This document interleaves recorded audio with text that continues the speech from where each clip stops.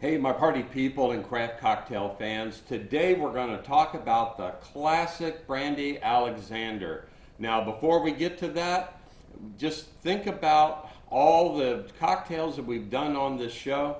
But I got to tell you, this is absolutely one of my favorites. It was very popular back in the 30s and got a resurgence back in the 70s and 80s, and it's coming back in a big way right now. So stay tuned and you'll learn how easy it is. It's like hitting that easy button to make this cocktail. We'll be right back.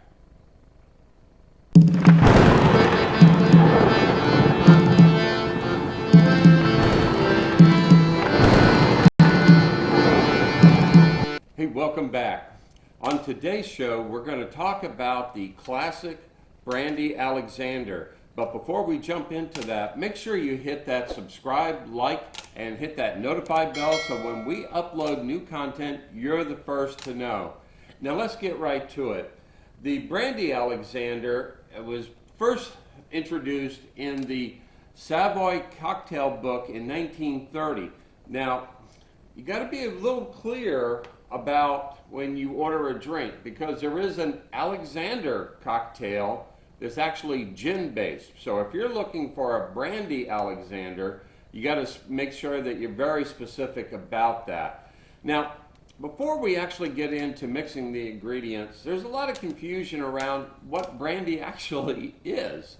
And most people aren't really sure. They might see it on the shelf in the liquor store, or they might see it, on their dad's shelf at home, but they're really not really clear as to what it is.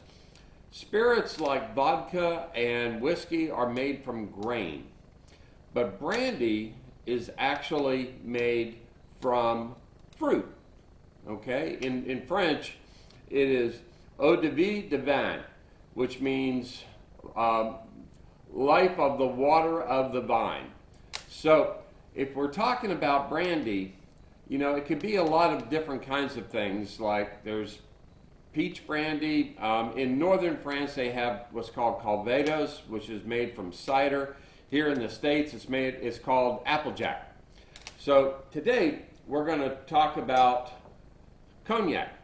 Now, all cognac is brandy, but not all brandy is cognac. Cognac comes from a very specific region in France. It's actually distilled twice. So enough of the background. Let's jump into making this delicious drink. Now, we're going to just start off with our Mixology and Craft Boston Shaker set. Now, this is a shaken drink. There's that whole debate about shaken or stirred. This is actually meant to be put in a shaker. We're going to take 1 ounce. Today, we're going to use the Cousevier VS Cognac. You got to be kind of careful when a bottle's shaped kind of funny, because sometimes it just shoots out. There you go, 1 ounce of that. Put that in the mixing vessel. All right, we're going to take a 1/2 ounce of Creme de Cacao. Creme de cocoa is what most people call it. And it kind of gives it that chocolate flavor. Now, there's a light version and a dark version. We're using the dark version today. 1/2 ounce of that. Getting stuff knocked over already, which always makes it entertaining. And the last is heavy cream. Now, you might remember I had a video a little while back, Black Russian versus the White Russian, and we used different ingredients in that, so you might want to check that one out. But today we're using 1 ounce of heavy cream. This just happens to be Publix brand, but any heavy cream will work for you. That right in there. Now notice I put the cream in last because it does tend to coat the inside of your jigger, so you want a pretty accurate measurement, so we'll do that last. Oh, before we get too far, there's always the dad joke, bad joke part of the program. So here we go. What's the difference between a dog and a fox? 2 stiff drinks. All right, we're going to add in some ice, just a little bit. Some of you out there are probably still scratching your head because they say He who laughs last thinks slowest. All right, give that a good shake.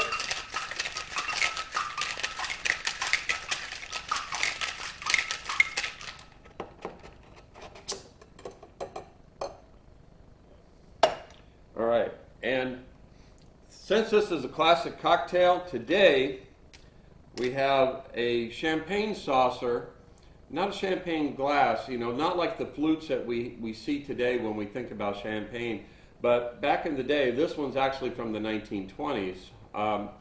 It was called a champagne saucer, and although it's not the best for champagne because it has so much surface area, you don't really get that concentrated